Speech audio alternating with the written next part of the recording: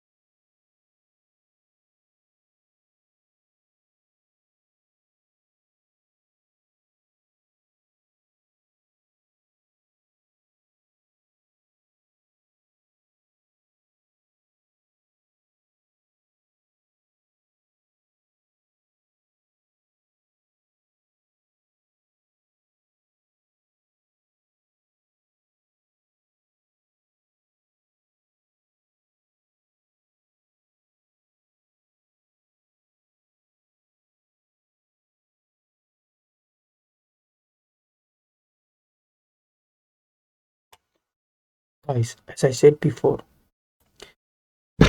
every every trading strategy should be respected, because that if the trader is winning using that as his ace, then it's valid.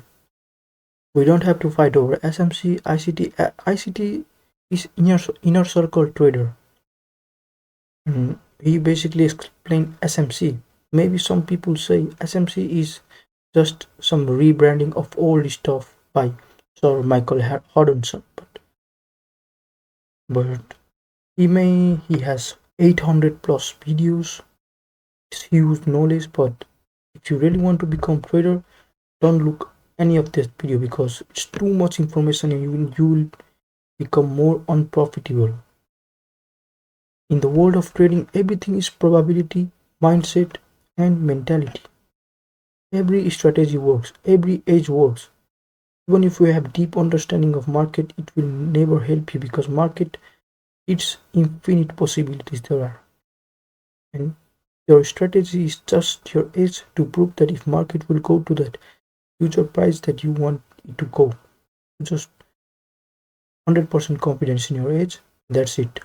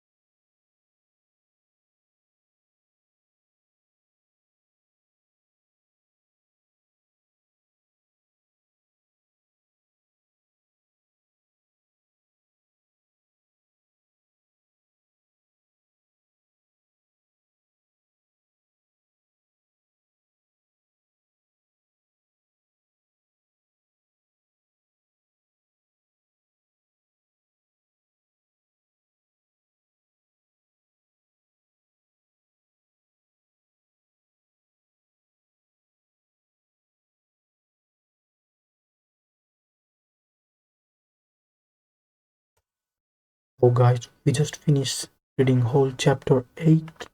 It's such an interesting information that we got here. Like how we can understand the flow.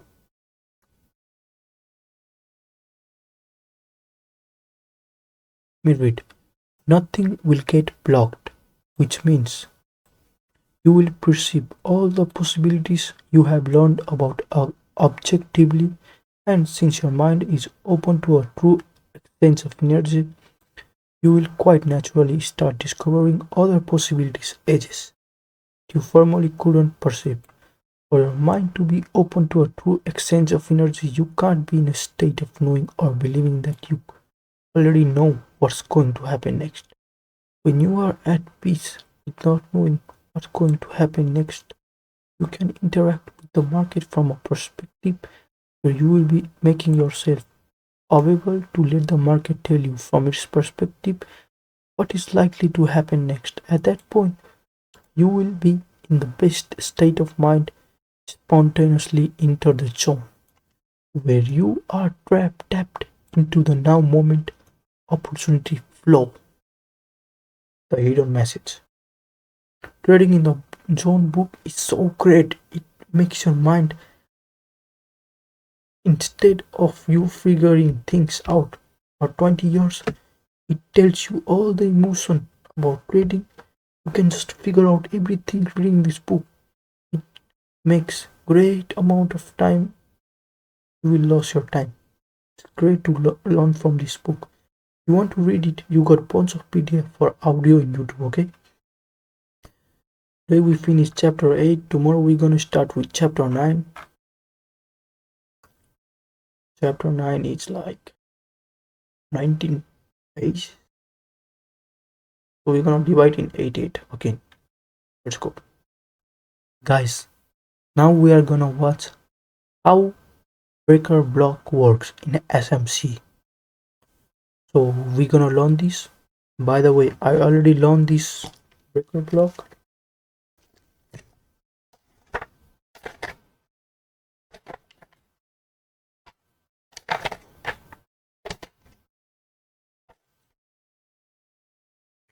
Yeah, I already learned breaker block about breaker blocks. Always write down the notes and let's start.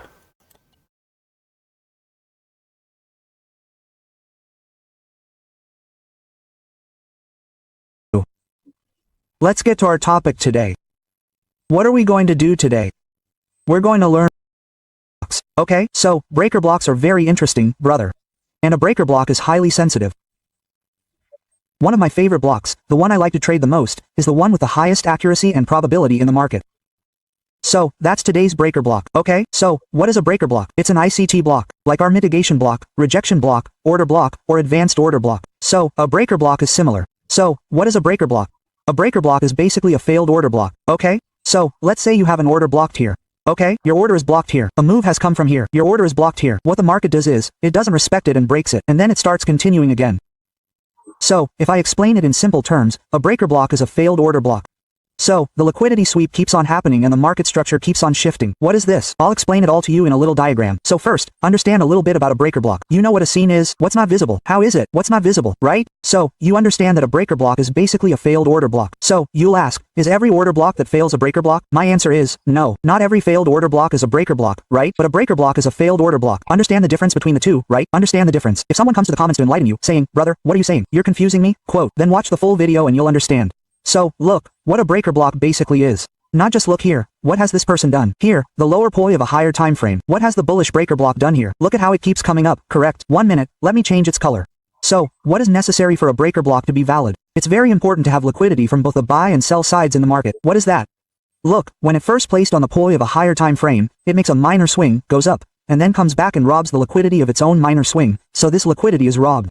What does the market have right now? The liquidity of the buyers at the top, correct? So, it robs the liquidity of the buyers as well, okay? So, what did it do at one point? It first robbed the liquidity of the sellers. What did it do the second time? It robbed the liquidity of the buyers, correct? So, what happened here now? A breaker is complete here.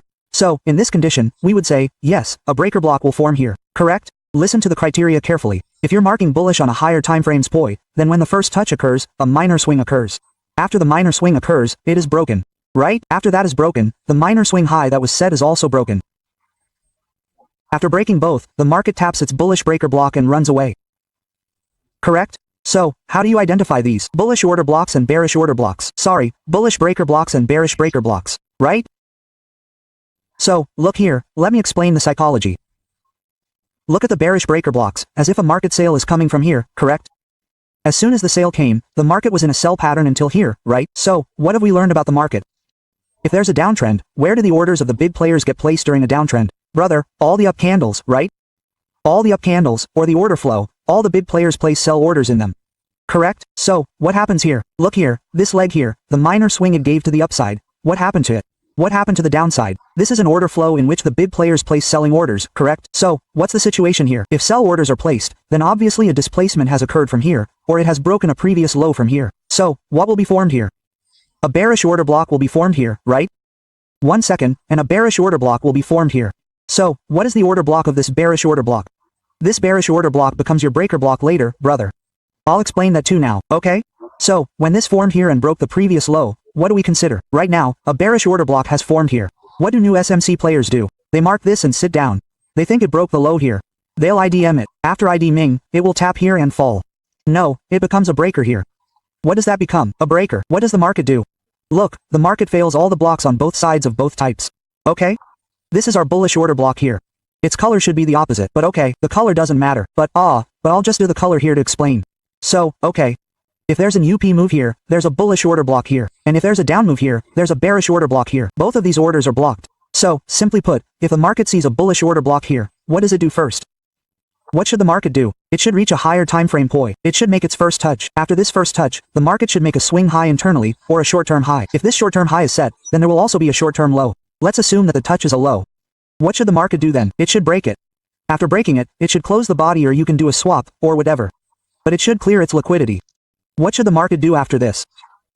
The market should break this bearish order block that formed at the short-term high. Okay, break it. What will happen after breaking it? Whatever bearish order block we have here will confirm that this bearish order block has just reversed. Where did it happen? It has become a breaker block. So, what will the market do? The market will highly likely return, tap the bearish block area, and then run away. What's the psychology here? Bearish block their bullish breaker. Look, those who marked the bearish order block here, what happened up to here? What did they think the price would come here and fall from here? But it doesn't. What did the price do? It runs, liquidity runs. So what happened here? Their stop loss was hit, correct? And what happened here when the stop loss was hit? The resistance that was acting as resistance earlier, the resistance that was about to act here, now becomes support. Correct? It became support. So, what happened here? The sellers here converted to buyers. Correct? So, these buyers converted. This is where the market gets a double push. Okay? New buyers, plus those who have suffered losses, sit here. Plus, there's smart money along with them. This is a smart money game. Smart money highly likely pushes the price straight from here. So, at a given moment, the market gains 3 times the speed, or orders, here. How? First of all, those who were selling at the breakout, on the order block, whose stop losses were cut, consider this place support and sit back down, flip entry. So, these first orders belong to them. Who will be the second?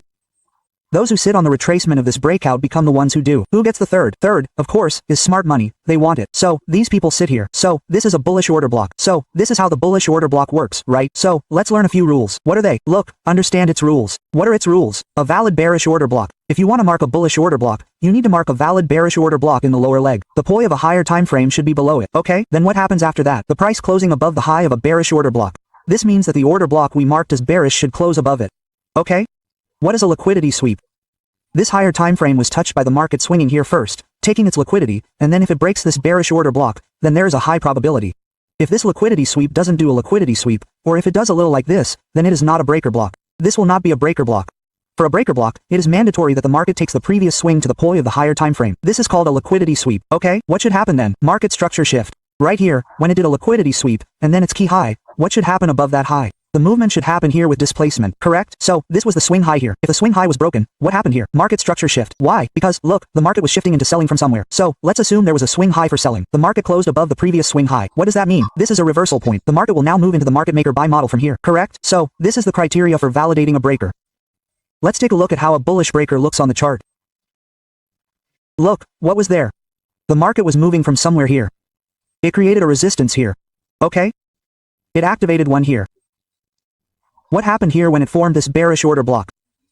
What's happened with this move? Let's understand it first. So, this was a support. First, the market broke it from here. When it broke, what was confirmed here? The bearish order block was confirmed here. Okay, so, we've marked this bearish order block. What should happen next? It also took its liquidity here. Okay, there was a swing from the previous support. It took its liquidity, and the price came back and closed above its bearish order block. So, what was confirmed here? This breaker has just been confirmed. When was it confirmed? Look, the price has taken away the liquidity of the previous support as well. Okay?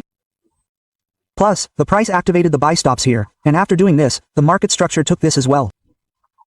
Okay, so, it took liquidity from both sides here. So, this candle of the bearish order block became your bullish breaker block. Okay, what does the price do? The price returns to the breaker zone. After reaching the breaker zone, the price flees. Okay, so, this is your bullish order block. Sorry, the breaker block. Okay? How to trade this, what to do. I'll tell you all about it later. Learn the basics now. Then move on to everything else. Okay, now, what is a bearish order block? The bearish order block is the same thing. The concept is the same in both. Just reverse it. Okay? What is a bearish break block? The market was somewhere in a market buy model. Okay, the market touched a higher time frame point. This one touched. After this touch, there was a minor swing. Okay? Then, after this swing, this touch activated all the other bears from here. He applied his second touch at the higher time frame point. So, what happened here? This liquidity sweep occurred here. Okay, now, when does that liquidity sweep get confirmed? When the liquidity that was swapped above the high comes back below the high and closes, then this liquidity sweep gets confirmed. Right? So what did they do here? They activated all the buyers here. They activated the buyers here. And they also activated the sellers here. Correct? So look what the market did. First, the market set a low and a high. They set both of these. Brother, they trapped both of them. First, it trapped the buyers, right? It trapped the buyers. They made the buyers sit. Then it trapped the sellers. Correct? They trapped both of them. Look, the bearish order will be blocked here, and the bullish order will be blocked here. Correct? So, the public who are selling here, first of all, they will wait on the bearish order block. They first opened their SL and activated the bear order block, and they also opened the SL of the bullish order block that was marked here. Now, after opening the SL for both, when the market returns, and this last swing low is where your bullish order block is located, that candle becomes your bearish breaker block. And the market taps it and falls down. Okay, now, listen to a few of its criteria. Now, where will you find a valid bullish order block? It will be found below. Correct? The leg that has taken the liquidity of the previous swing will remain yours. It will remain your order block. Okay, you mark this order block. Let's say this is such an order block. What should happen then? Price closing below the bullish order block. After activating these buy stops, there is liquidity for the sell stop here. There is liquidity for the sell side. Correct? Give them a closing below this level. Okay? DD, your liquidity sweep also happened here. What happened next? Market structure shift. Now, since he did this liquidity swap, what happened to his low? It got confirmed. This low gets confirmed. So what happens next? This is our market structure shift, or CISD, or a change in the state of delivery. As in, the market was making higher highs until now, but now the market broke the previous important low, and now it could go lower. We have a chance of this. We can anticipate. So what is this? This is a bearish breaker block. Okay, extend it, mark it. Okay, what does the market do at this level? After breaking it, it retests. And then it falls back from here. And then it continues its mitigation. You'll say, brother, you also taught about mitigation. It's like this. You have to take these candles. In bearish, you have to take this candle. In bullish, you have to take this candle. So what is this? Okay, what is this? Look at this. What is mitigation? Understand the difference. In mitigation, when the pie of a higher time frame is tapped, then a low is placed. When going to place a second low, it doesn't steal the liquidity of the first low. Look, it doesn't do that here. It will always remain within the pie of the higher time frame it tapped.